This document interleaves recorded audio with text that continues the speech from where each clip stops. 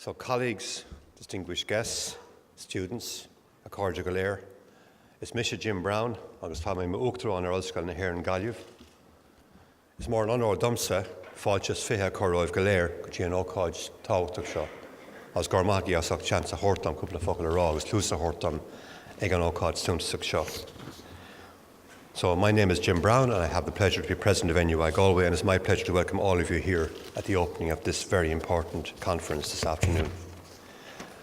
Let me say I'm especially pleased to welcome our first plenary speaker, Sean O'Fowlu, Secretary General of the Department of Education and Skills, and you'll hear from Sean in a few moments. So, for the next few days, NUI Galway is very proud to be the venue for a landmark moment of reflection in this year of national reflection, as we host this important academic conference entitled Ireland 1916-2016, the Promise and Challenge of National Sovereignty. At the centrepiece of the centenary conversations, it's intended to round off a special year and to begin a conversation about Ireland's future identity and indeed the choice that we will make as a nation for the next 100 years or so. Over these few days, you'll hear from a number of leading Irish scholars, drawn from international universities and indeed from third-level institutions on the island of Ireland. They will reflect on of a century of national sovereignty and examine how the Irish state has delivered on the promise of Easter 1916. Hopefully you'll also be prompted to question what the future holds for Ireland as a very small nation on the periphery of Europe in an increasingly globalised world. And we in NUI Galway are certainly pleased and indeed privileged to host this important national conversation. I'm also particularly pleased that all of the universities on the island of Ireland are represented at this conference and on the programme, alongside the Institute of Technology, colleges of education, independent scholars and cultural institutions. Over the course of the past year or so, all of the Irish education institutions, right through from primary cert through second level to third level, have all been engaged with the National Programme of Commemoration. That engagement took many forms: Proclamation Day events, academic conferences, exhibitions, various creative initiatives. And in all of those initiatives, Ireland's education sector at all levels reflected upon and indeed considered the impact of the emergence of Irish freedom and nationhood.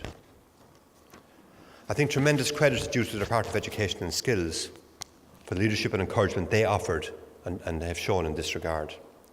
I also believe that the universities have responded to the challenge with a tremendous level of intellectual rigour, indeed vigour, and also characteristic creativity. Each university has a unique relationship with the issue of Irish independence. Clearly, the older Dublin universities have the lived experience of Easter 1916, which makes history seem for them very alive, while the experience of other institutions and of the Rising has been given diverse expression by our various universities beyond the metropolis. Here in Galway, in NUI Galway, our programme to commemorate 1916 was entitled A Nation Rising, Éire a Mhuascailt, and was led by our academic historian, Dr. Mary Harris, and her team. It comprised over 40 major academic events, conferences, cultural events, many of them involving the wider community. We appointed a 1916 scholar in residence, Dr. Conor McNamara, who undertook research, but also very importantly led a programme of engagement with communities all over Ireland, and particularly the west of Ireland. Central to our programme in this university is a major exhibition entitled A University in War and Revolution, 1913-1919, the University College Galway experience. That particular exhibition was launched by our colleague Professor Garda Toohey last April, and it highlights the impact of global and national events in that period on the then University College Galway. This exhibition, which I would certainly encourage all of you to visit, is in the Hardiman Library close to here. I think it communicates very effectively the complexity of that period. The curators of the exhibition reveal many interesting aspects. They show the influence of the Irish cultural revival on both staff and students in that period. They show the varied responses to the First World War, and they also chart the rise of nationalist sentiment on the campus. That exhibition is rich in personal and institutional detail, and it certainly illuminates our understanding of the historical impact of both the Great War and the struggle for Irish independence, and all those momentous events as they played out here on our campus. It's also full of anecdote about the lives of staff and students who were involved in the nascent nationalist groups, as well as the college's response to the First World War, which 140 students and staff of this university fought, and 15 were killed. I find it remarkably vivid and poignant to see the names of those students and staff who died in the Great War now listed alongside the names of the students and staff who were centrally involved in the struggle for Irish independence at the same time. The exhibition, I believe, offers a glimpse into the lives of many individuals who were caught up in those historic events. People such as Professor Mary Donovan O'Sullivan, who in 1916 was Professor of History in Galway, the only female staff member at the time, and she was actively involved in the war effort through the Galway Women's Recruiting Committee. Thomas Hines, a lab technician in the university, who was a central figure in the Irish Republican Brotherhood. Students like Bridget Lyons, who fought in the Four Courts garrison in Dublin, witnessing some of the heaviest fighting of 1916. She returned to Galway to her studies after those events, qualified as a medical doctor, specialised in the treatment of TB, and went on to work among the children in the Dublin tenements. Her contemporary, a student, James Lyle Hay, joined the 12th Battalion of the Northumberland Fusiliers and was killed on the third day of the Battle of the Somme. I briefly detailed those lives. People Yeats might have referred to as those vivid faces who walked this campus to highlight the contrasting and passionately held beliefs of that period. In many ways, this campus was a microcosm of the social and political dynamic which was playing out all over our country. In our exhibition to mark 1916, these people, these vivid faces of the then UCG, classmates, colleagues, they give clear expression to the complexity of the events surrounding that period. Viewing the exhibition, I was struck by how closely the history of our nation is mirrored in the history of our university. NUI Galway, as it now is, was established as Queen's College Galway by Royal Charter in 1845, at the height of the famine, alongside two other colleges, Queen's College Cork and Queen's College Belfast. I often think about the significance and the consequence of that decision in the 1840s. A decision made at the height of the famine, a time of real austerity, was transformative for our country and particularly for our region. I'd like to offer an observation on the historic significance of that decision. Although being an engineer, not a historian, I do so with some trepidation, but let me do so anyway. I believe that the later development of the Queen's Colleges parallels the later political development and settlement on these islands. As I said, they were established as Queen's Colleges in 1840, secular institutions. They evolved in 1908 into two distinct systems, the National University of Ireland and what later became Queen's University in Belfast. That 1908 development, when one thinks of it, prefigured or in some sense anticipated the later political settlement and Ireland's emerging statehood in the 1920s. Now, almost 170 years since its foundation, we gather in Galway to consider the seismic changes of that period, and we think about new paradigms and political futures that lie ahead. 21 years ago, in October 1995, the then President of Ireland, Mary Robinson, made a historic visit to St James's Palace, a visit which in some ways was to mark the beginning of a new era in relations between our two nations. The centrepiece of that visit was an event jointly hosted by Queen Elizabeth to mark the 150th anniversary of the formation of the Queen's Colleges in Ireland. It was attended at the time by the heads of the three original Queen's Colleges, including the then President of NUI Galway, Dr. Colm Ó Hocca, who a decade before that had chaired the New Ireland Forum. Commenting on the event, President Robinson said, and I quote, "I am struck by how colleges have not only survived the upheavals of the past 150 years, but have come to represent some of the best aspects of life in Ireland." End of quote. Our university has not only survived, I believe we have thrived. And with them our country has developed, with education at all levels being central to our national agenda over the past century. Universities are at the heart of national life. They're deeply interwoven into the fabric of our society.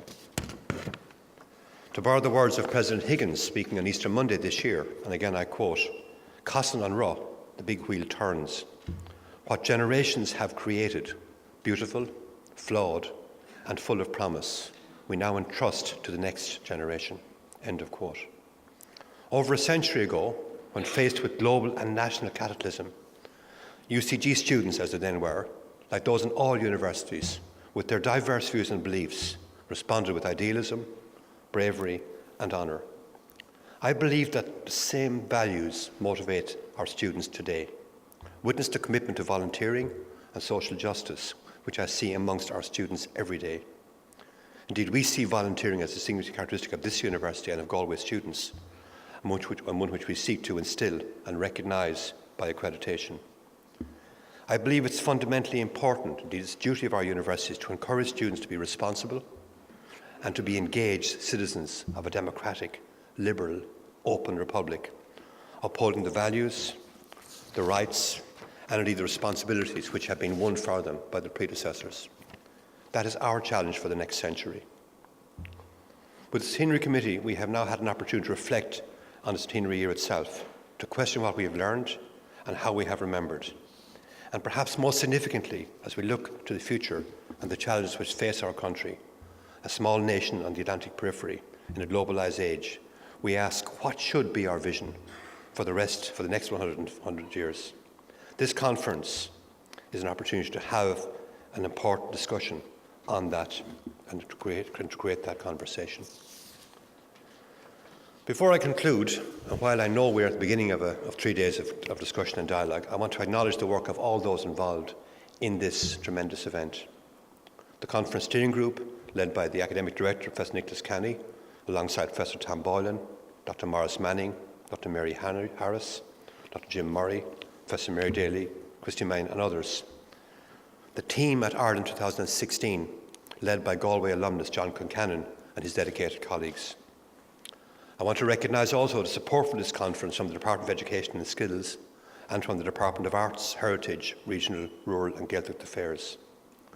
Colleagues in the university, including those in my own office, have contributed tremendous ideas, tremendous effort and endless support over the past few days. Finally, I hope that you, indeed all the delegates for this conference and indeed the fringe events, will enjoy a stimulating and engaging few days in Galway. Garmina Magi agus Pont Sult agus Tanyuv Asan Kodal.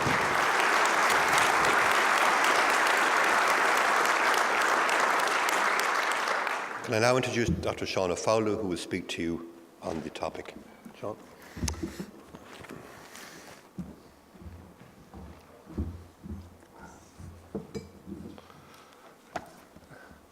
Ardús Báilamara gur mór an ardú Lord Liveniu Tra a bhfuil túsachar leis an chogáil náisiúnta hábhachtach seo.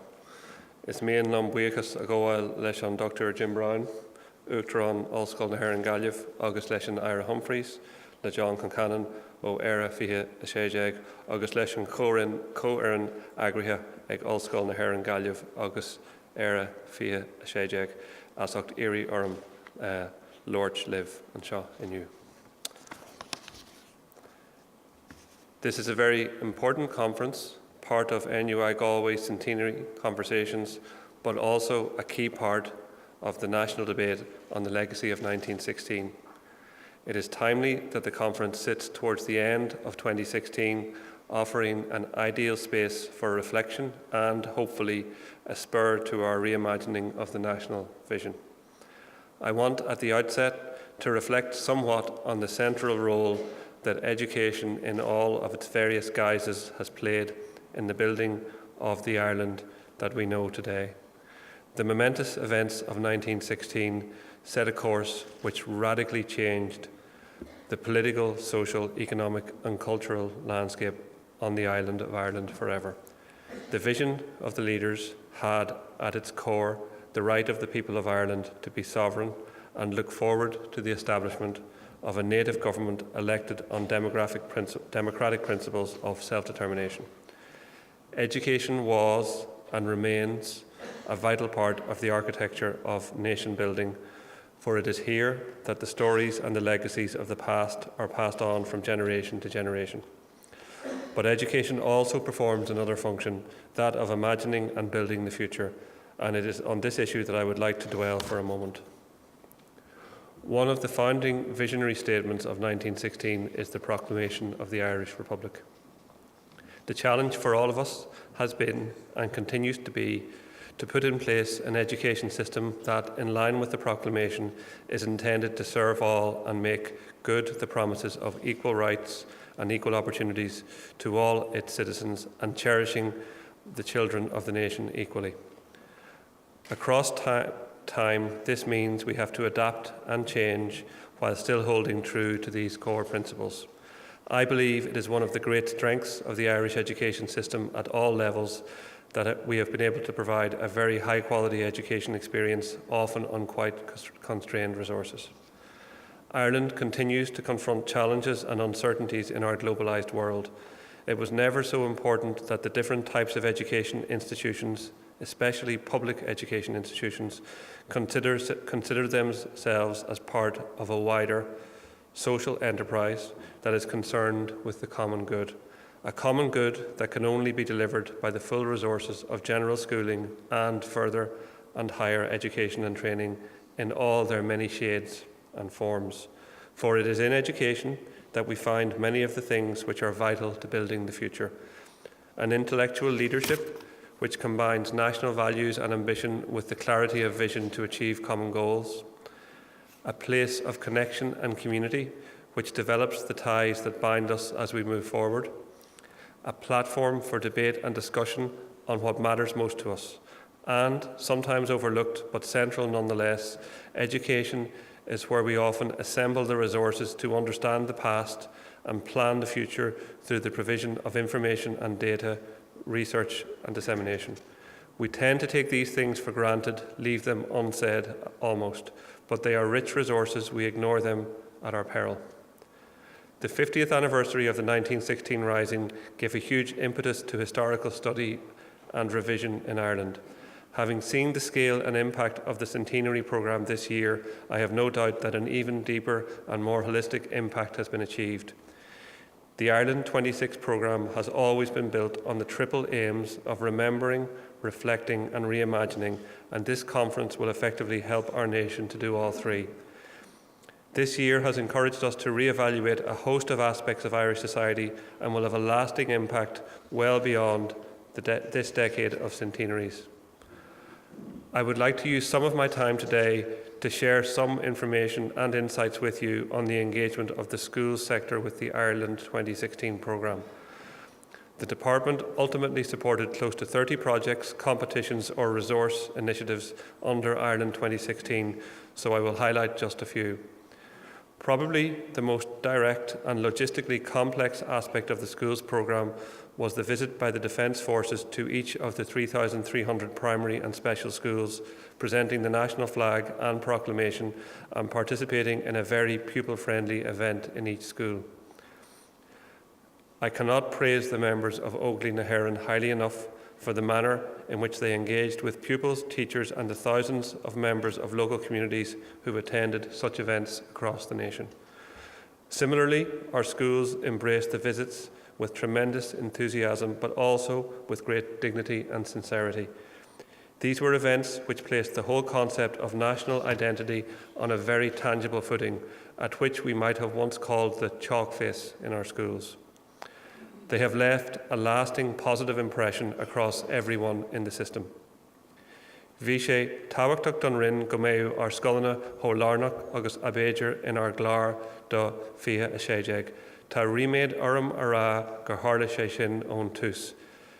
Seachadú an chéad bhratach hiag scoil bhog i gContae Mhaigh agus an cionn dearnach hiag scoil Ispidéal im Leachlia. Is rí léir gur ó fun ar an scolanna a chineal ag grí lár an chláir chomáid nuair a seoladh clár firamelta na rinne sna ranganna inar hí na Piercy féin is scoil na Maraithre Christie Ray Anir Blacklia. Post-primary schools engaged wonderfully with the national flag ceremony in Croke Park in March, overseen by the President and by Minister Humphreys, and literally thousands of students and teachers took over the Cusack stand for the occasion. I won't mention all of the competitions which were run for and by schools, but I think it is important to point out that a number of these were all island competitions, focused on themes that have relevance to students wherever they live on the island. I would like to take this opportunity to thank the Department of Education in Northern Ireland for its considerable assistance with this aspect of the programme. Naturally, the whole area of teaching and learning has been the prime focus for the Department in terms of the day-to-day supports provided under Ireland 2016. A cornerstone of this support has been our Skullnet website, which has been bursting at the seams with ideas, resources and links. Many of these were provided by practising teachers, all of them for teachers. A very good indicator of the impact of Ireland 2016 in schools can be seen by the number of hits on the Skullnet website at key points this year. During a 4-week period before Easter this year, we had over 69,000 resources clicked, whereas in the same period in 2015, the total was just 37,000. Furthermore, of the most popular resources sought by teachers, the top 10 were all connected to 1916 and history. Up and down the country, our network of education centres contributed greatly in organising schools' participative opportunities and providing courses for teachers who wanted to upskill and localise their focus on the events of 1916. Knowing that many of the attendees and quite a deal of the speakers at this conference come from the discipline of history, I think another important legacy for schools of the Ireland 2016 programme lies in the enhanced availability of historical resources of study. Archives such as those of the Bureau of Military History and the Letters of 1916 project have and will continue to fuel a thirst for primary research, not least among our students. They are allowing us to complicate the narrative, as many a good historian has argued for. Above all, they show us the multifaceted and fluid nature of historical knowledge. Given the exceptional desirability that the Ireland 2016 programme would encourage reflection and reimagining of the future, I want to dwell for a moment on one other aspect of our schools programme, the one called Proclamation for a New Generation. This opportunity for schools to compose their own proclamations for today's Ireland was a central part of what was known as Proclamation Day in schools all over the country on the 15th of March. The Proclamation project was by its very nature a perfect opportunity to promote a bottom-up approach to commemoration. It was our students working at individual and class level who wrote their schools' proclamations and filled them with their visions for Ireland in 2016 and beyond. These proclamations make for exceptional reading. They are testimony to the sense of social justice, tolerance and multiculturalism which our young people want to see across their local communities and in their Ireland. Ireland has for years promoted active participatory citizenship in its schools, and the schools' proclamations are a great encouragement to this work. They epitomise the value of a student-centred approach to learning, one which the Department is seeking to promote far beyond the commemoration of 1916 as well. The schools' proclamations have also demonstrated the value of active interplay between students and teachers, with the teacher acting as the facilitator of learning, not the sole driver or transmitter of it in any narrower sense. In speaking of the need to reflect and reimagine, I think we also need to remember that there are huge challenges in the years ahead for schools, academics and for everyone else as we face into the centenaries of some potentially more divisive years and events in Ireland. I think the balance, the focus on different perspectives and on the understanding of life 100 years ago, which has been so admirably developed during 2016, will stand us all in good stead. That said, there will still be significant challenges, and I am hopeful that some of your deliberations at this conference will also help to illuminate possible avenues through these coming years as well. In reflecting briefly on what we have learned about education from the people of 1916, I do not intend to add to the extensive analysis and interpretation of the murder machine today. I would, however, like to refer to two other sources of thinking on education from that time. Professor Joe Lee once wrote that James Connolly was in a class of his own by the standards not only of Irish socialist but of Irish capitalist thought of his generation. I found Connolly particularly insightful on education as well, as it happens. In 1899, he wrote in the Workers' Republic, "Society owes a duty to these children. They are the citizens of the future, as their childhood is made happy and healthful, and therefore truly susceptible of receiving education. So will their manhood and womanhood tend to become. So will the civilization they mould be worthy of an enlightened people." Connolly's core point about seeing children as the citizens of the future and leaving them capable of the task of social reconstruction is a vital one. Education is about empowerment and enabling society to improve as each generation passes. I would also like to refer to the democratic programme of the first Dáil Éireann in 1919. On the matter of education, it declared, "It shall be the first duty of the Government of Ireland to make provision for the physical, mental and spiritual well-being of the children, to secure that no child shall suffer hunger or cold from lack of food, clothing or shelter, but that all shall be provided with the means and facilities requisite for their proper education and training as citizens of a free and Gaelic Ireland." I have no doubt that the education system, and most definitely our teachers within that, are the greatest bulwark we possess against the vicissitudes of national and global challenges. Whether we are concerned about literacy, numeracy, the digital age, violent extremism, or even Brexit, we must protect and advance the cause of education.